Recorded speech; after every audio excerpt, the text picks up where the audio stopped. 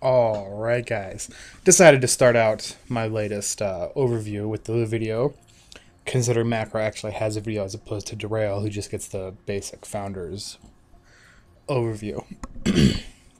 Anyways, I've done one of these before. I did Derail, you'll find it on my YouTube page, and I got a lot of positive feedback on it. A lot of people liked it, they're interested, they asked me to do more, and me being the troll that I am, I was trolling through the forums. And there's a lot of macro questions. How do you play macro? How do you tune him? How do you counter him? Not that I'm going to be giving away my secrets to counter him, since he's one of my favorite bots right now. Anyways, so this is just going to go through, like my previous one's going to go through the weapons, the equipment, his subsystem, his tuning, the cores I put on him, how I play him. This one might include some gameplay after it. It might not. It all depends how much time I have this evening. Anyway, let's jump right into this. Macro, new bot, came out last week. A lot of fun. He's relatively successful at mid to melee range. Those are his optimal fighting ranges. He's not too much of a long range guy. Alright, let's jump into this. So the first weapon, the rail laser rifle, Prismus. It's got a 7 range and a 3/3 omni damage. On its own, it's not very powerful. In fact, it kind of hits like a wet noodle. It's S-Tech, which slows and increases the mischance of not only your target, but it'll chain, similar to Chain Lightning from World of Warcraft. It'll chain to any other nearby people and do damage to them. And it'll also increase their mischance. I'm not quite sure what that percentage is. I can't tell you it's enough that it saved my ass more than once. Moving on to the second weapon here, the bread and butter. This is my favorite weapon of the guy, which is unfortunate because I love swords, and it turns out that I like this grenade launcher a lot more than any other grenade launcher in the actual game. For some reason, it's much easier for me to aim this one to hit my targets. And something unique about it, I've noticed, is if you actually manage to hit your grenade on the actual bot and not just on the ground, it'll always critically hit. Not sure if it's a bug or if it's intended, but right now, if you shoot at someone and you hit them with the grenade launcher, like hit them on the physical bot, critically hit. It's amusing, beautiful, love it. Anyway, so this is a 5-range weapon. Its attack type is all in, meaning it shoots and recharges, recharges. It's got about a 1.5 second recharge in between grenades. It's spark damage, as you would imagine, so it doesn't hit shields very hard. It's only 2 out of 8 ranking for that, and 4 out of 8 ranking for spark damage. That being said, if your enemies decide to cluster up, you got all 4 of them real close together, it's much better to use the grenade launcher and just shoot it, hit them all, and you'll do more damage than the laser rifle up there. That's Omni. That's generally how I use it. I use this weapon more than anything. Alrighty. Number 3, the Delta Sword. I've always been a big fan of swords. Huge medieval enthusiast. Knights in shining armor, chivalry, castles, dragons if they actually existed. The sword, in my opinion, is still one of the best weapons around, even in the modern age of nukes and rifles and railguns that shoot through 6 houses and still, yeah. Gentleman's weapon, the sword. Alright, so as you'd imagine, this is a melee weapon. It is charged just like any other big weapon, like a mace or the axes, and it does spark damage. That being said, it does fairly decent against shields, I've noticed. Not that I'd wander up to somebody and start smacking with my sword. I wouldn't do that. So this bad boy is S-Tech. is a direct link to his subsystem, which we'll get to in a second. Basically, this subsystem builds up stacks, and once you hit the maximum stack of 20 and you unleash this weapon's S-Tech, it will hit like a freaking truck. It'll do 200% increased damage, which is enough to one-shot anybody's spark. I don't care what bot you're playing. If I have 20 stacks of this and you get hit by my S-Tech, game over. Assuming you have no shields.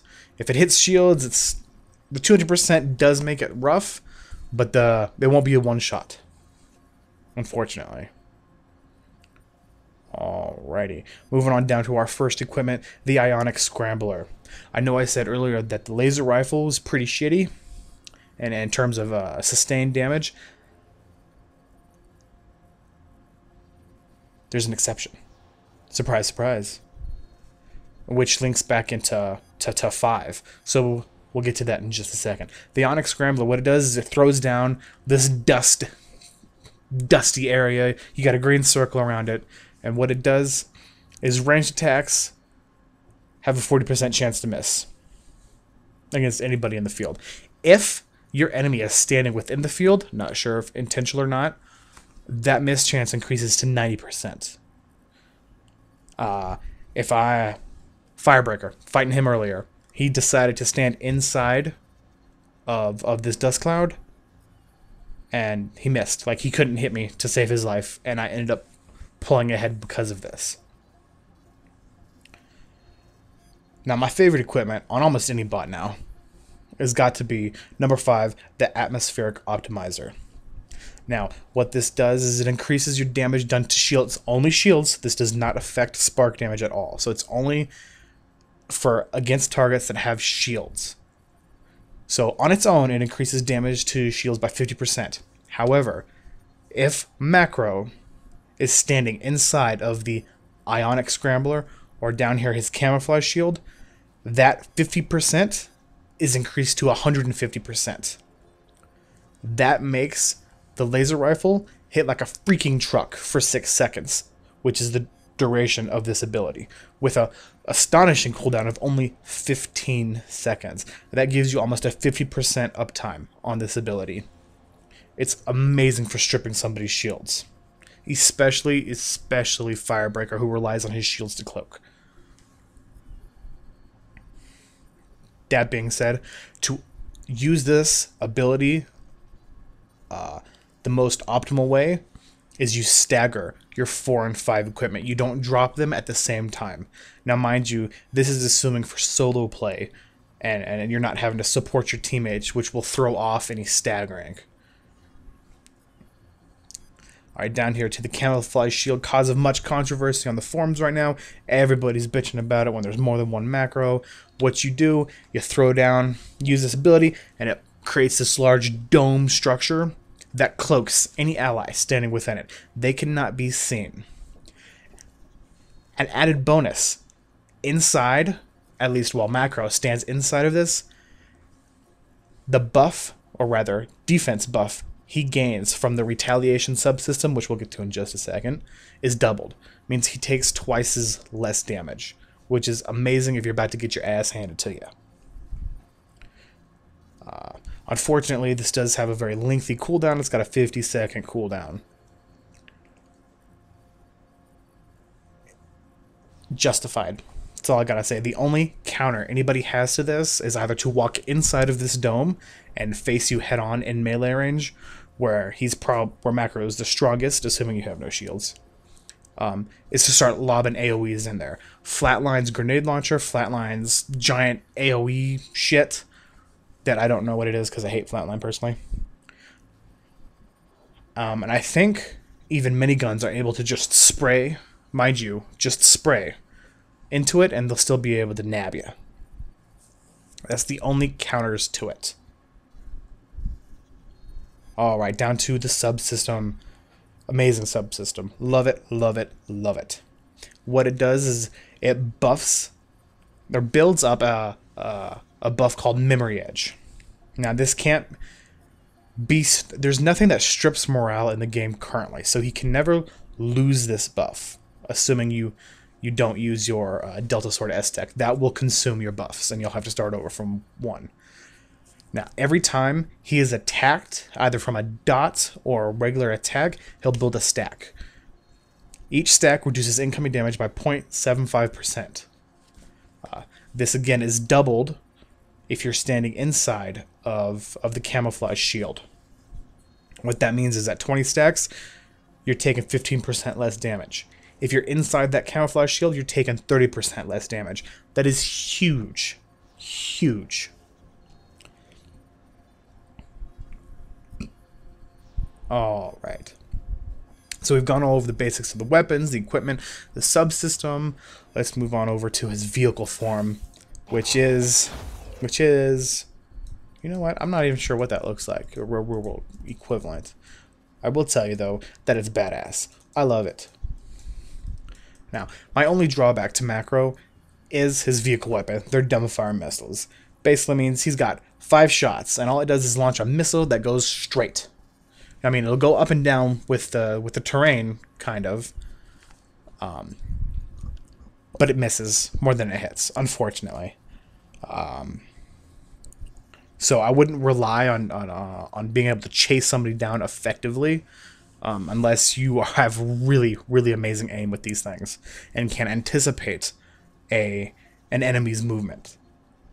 That being said, they got a 4 out of 8 range and have a whopping 5 out of 5 omni damage. So they hit like a truck. Problem is they almost never hit. I use them as introductory. I'm charging in a vehicle mode. I'll launch all 5 missiles, generally not in the same spot. I'll aim them to left or right, so at least one of them hits, because people are going to strafe. They see 5 missiles coming at them, the average Joe is going to strafe left or right, and all 5 will miss. Completely pointless. However, if you spray them out over maybe a 45-degree angle, 1 or 2 are going to hit, because he can only strafe so far so fast. Equipment, overcloak. It cloaks you. Literally, transform, cloak, run the hell away. You got 5 seconds to get away. That 5 seconds of being cloaked is amazing. Saves my ass more often than not. That being said, like any other cloak in the game, save for the dome cloak, if you're hit by an AoE or you got a dot on you, you'll only be cloaked until you take damage again, and then it'll automatically uncloak you. So, careful. Watch the AoEs. Watch the sprays. If you know any prayers, now's the time. Alright, let's move on over to his resprays. This is his base respray. This is what he starts out of. He's got the bright red, orange, and white. He's got the sky blue and more of a, what would you call that? River blue? Dark blue-ish? Something like that. And my personal favorite, the Bumblebee recolor.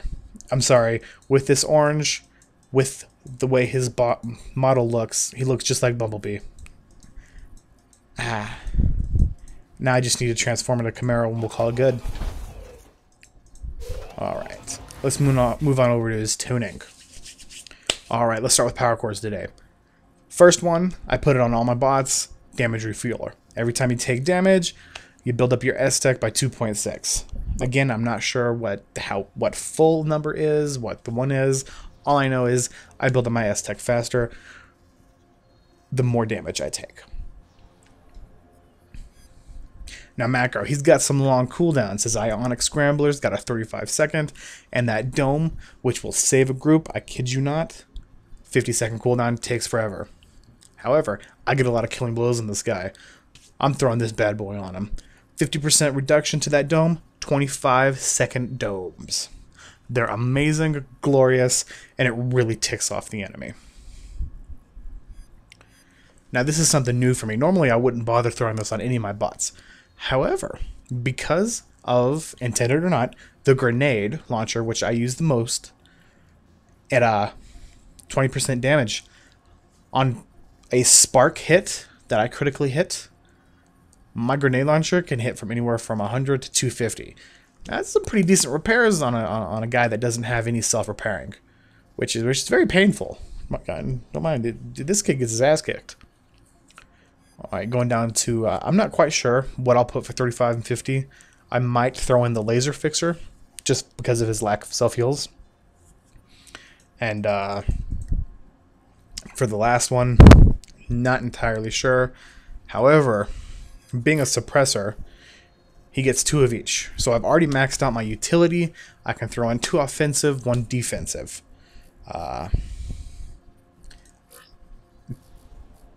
It'll probably be a critical focuser and the other one I mentioned earlier, which has already escaped my mind. Squirrel. Alright. Now, again, as I said before, I play all of my bots very offensively. I go for the all-out, all-in. I die or you die. One shall stand, one shall fall. Yeah. Anyway, so he's got the magnetic rerouter to boost his grenade launcher and sword hits. 30% hits like a truck. And obviously mining probe, use whatever one has your highest. I gotta make some more Mark 3s. Alright, I'll on over to my available stats. Now, as you can see, I'm only level 29. I play both bot and Decepticon evenly, so they end up leveling at the same rates. I got a 28 Decepticon, 29 Autobot.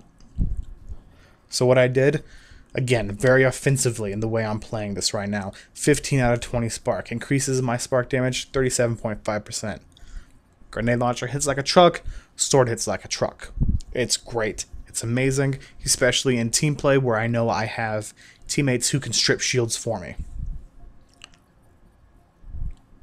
Right now I got bot speed, he's got a melee weapon. I need the extra speed if I don't want my melee attacks to miss. It's very frustrating to have a 20 out of 20 subsystem stack, a rank 2 S-Tech, and I use it, it's the last kill of the game. I know I'll get the kill because I hit spark like a freaking truck, and I miss. Because I can't keep up with Diabla because she's running around so fast.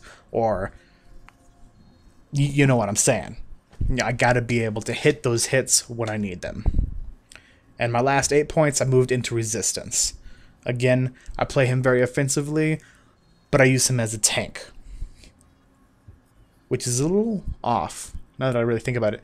But he has very tanky abilities. He has the 40% miss chance. His railgun gives the enemy an even larger miss chance. And he's got the cloak dome. Like, really? He's the epitome of tanking. Okay, maybe not the epitome. Mismatch kind of got him on that because of the self-heals. But the point is, enemy can't kill what it can't hit. Enemy can't kill what it can't see. They know I'm there, so they just literally have to come charging in or wait it out. Best type of tank. I did it in WoW all the time. Rocket boosts can't kill what you can't catch. As far as the remaining points that I'll have, I'll probably flesh out Spark, make it 20 out of 20, and dump the rest into Resistance. Maybe tweak around a bit, trying out the Spark strength, shield strengths. I'm not quite sure how those will turn out, but I'm curious. I know that on average, it's better to go with Resistance unless you have reliable heals. So, pro tip, just go with Resistance. When in doubt, Resistance out.